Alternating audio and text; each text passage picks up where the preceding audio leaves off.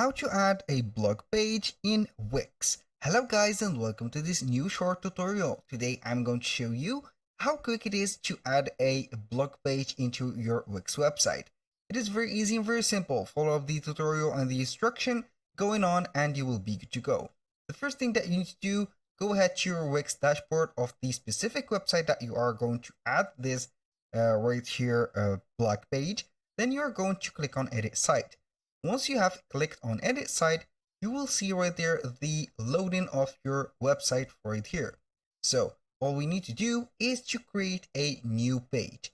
And how we can do that, simply go to the left side menu right there, and then you are going to click on pages and menu. Click on it and it will pop up a right menu. Here we have the site menu, which is this one on the header of the website.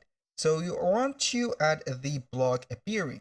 So go ahead and select the site menu and add your page. Click on add page, and right there we have a lot of options. From these options to the left side from the mouse right there and also the screen, you're going to seek and search for a blog.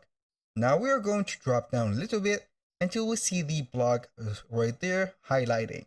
We're going to click on it and then we are going to add Wix blog.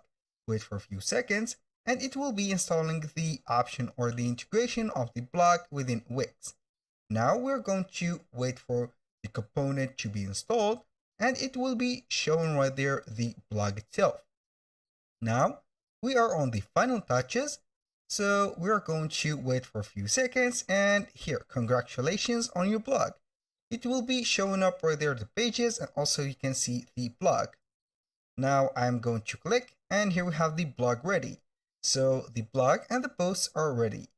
Here we have it. This is the blog. Everything is editable and modifiable. You can go ahead and select the manage the posts, for example.